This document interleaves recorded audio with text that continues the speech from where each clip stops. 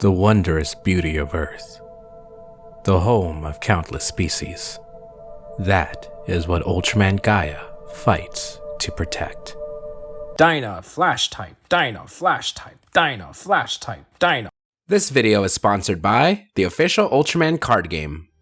On July 7th of 2024, a cryptic image was uploaded on a new Twitter account that simply read, Ultraman Card Game 710. 3 days later, more information on a website was revealed, showcasing card previews and characters with an initial release date of October 25th, 2024. Initially released in 4 languages through 15 regions simultaneously, this news excited many around the world, with promises of global tournaments for 2025, and even plans for a world championship to be held in Tokyo in spring of 2026. To tide people over and begin creating hype, playtests and promotional cards began to be scheduled. Primarily focused in the Southeast Asian region, promotional cards ranged from Gomara and New Generation Ultras to a special exclusive series of cards depicting scenes from the film Ultraman Rising. These could be found at various conventions around the world, which brings me to... I was lucky enough to be able to go to Comic-Con with like a VIP pass from my job. I was like, yes, I'll be there, but I also want to try that Ultraman trading card game. Hey, I even met Master Zero. Not many people can say that, but I met Ultraman Zero in person. Like I said, I would be there day one. I didn't lie. I was there for the Ultraman card game. And convention goers were able to choose trial decks such as Tiga and Blazar. Of course, I got Blazar. Along with booster packs, a series of starter decks were announced, built around sub-themes such as Heroes of Hyperspace and the Bonds of Zero. The first wave of cards, Guardians of Earth, would see both stills and promotional art be used for characters in kaiju, along with art by Hiroshi Maruyama and Masayuki Goto, illustrators and designers who would have a long history with the Ultra series. We've even brought these two up before in previous videos. One day after news of the TCG was announced, more information would be released, showcasing a digital card collection app for smartphones, kicking things off with a pre-registration campaign. Released on September 26th, this app is a digital equivalent to the physical card game, but focuses on the collecting aspect of the series, with global leaderboards and multiple smaller subsets for fans to collect from.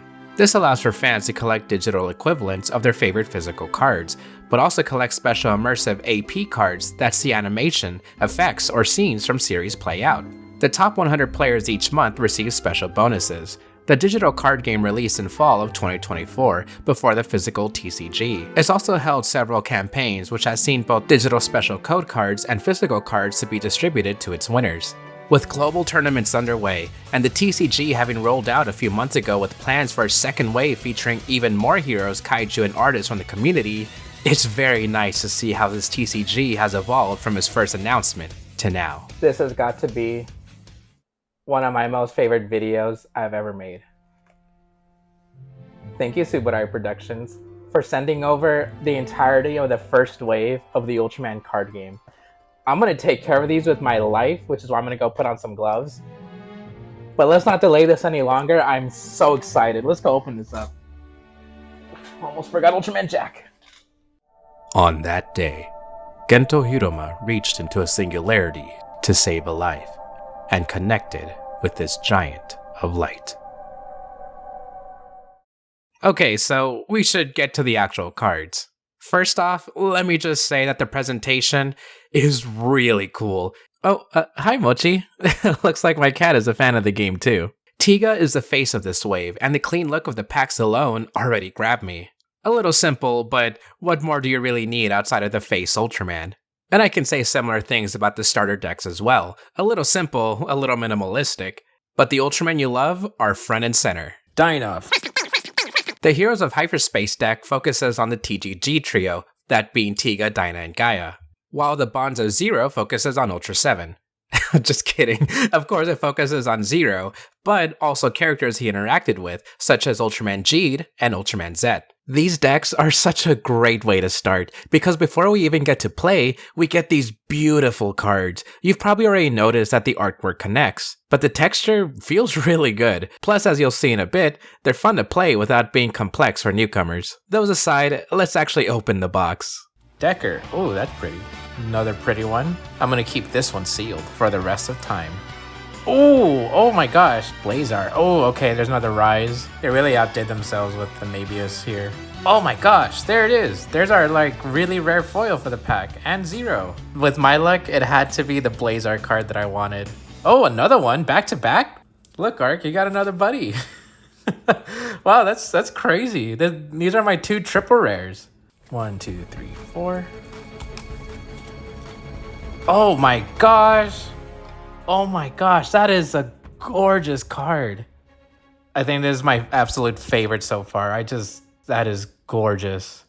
Looking over all my rares and foils here, I can't stress enough how beautiful these cards are. And this is just the beginning, because the official card game already announced tons of support for the first half of 2025. An extra deck about Ultraman Rising is coming at the end of January 2025, and you know I gotta buy it just for Emmy. Booster Pack 2, Vortex of Crimson and Azure, is giving us more Heisei Ultraman, plus teases of new gen Ultras like Rosso and Blue. And while I was working on this video, Booster Pack 3 was announced, Shadows of Undying Vengeance, focusing on Kaiju and Ultraman Belial. Well, technically he is Ultraman Belial, but he's not an Ultra... anyway, if you got the lore, then you'll probably understand this character. And again, as I was working on this video, a tournament was announced in Oregon, and participants would get this beautiful Ultraman Blazar card. Like, wow, that is gorgeous. UCG, how can I get this card without flying to Oregon? As an Ultraman fan, I can tell they're having tons of fun with these sets. Now, if they ever have a set focusing on Showa Ultraman, specifically Ultra 7, you know I'm gonna buy a few boxes. I do want to add here how much I love how open the official card game is. They constantly post previews and updates on social media. Plus, as I mentioned earlier, they reached out to the community for artists. Not even to mention how cool it is that they asked me to make an unboxing video, but here I am going beyond that because I just truly love the card game. Speaking of which, now that we have cards, we should actually learn how to play. A child thought to make the strongest hero, and he succeeded. You might hear a lot how the Ultraman card game is easy to learn while having an interesting mechanic, which yeah, is entirely true. Like I said in the beginning, I've played TCGs all my life, and this one, I'd say, is really unique. Okay, so the main path to victory is winning 3 battles total in one judgment phase. To get there, you place down 1 Ultra or Kaiju per turn, and level them up if you're able and if you choose to. There is one other way to lose, which is if you run out of cards to play from your hand. And I do think that's kind of funny, like you run out of Ultras so they can't come to your rescue. One of my favorite parts, and I'd even say one of the most fun parts, is that the opponent takes their turn at the same time as you do. So, once you both put down and level up your cards, plus activate any abilities, you then go into the judgment phase to battle it out. The bigger number wins. Then you do it again. What's interesting about this game is how you can go back to previous cards in a lane and level them up. Let's say this Ultraman Zero lost its lane, so during the level up phase in the next turn, I decide to level it up, increasing its battle power and gaining a new ability. Simple on the surface, but very open to strategy. It gives you the feeling of being able to come back into the fight and win as your color timer starts to run out, just like Ultraman. Of course, there are more direct rules, and I'm only showing the very basics here since the official Ultra card game has a video series on how to play on their YouTube channel. If you love Ultraman, you have to pick up this game. So the next biggest question you might have is, where can you even buy this? In the United States, it's only in select retailers at the moment, then Collectibles has you covered. This isn't sponsored, I just really like them. With all that excitement out of the way, I'm sure some of you want these cards too, right? Well, you're in luck, because we're giving one of these away. That's upside down. We're giving one of these away. To enter, you just have to like and retweet the tweet that's in the description below.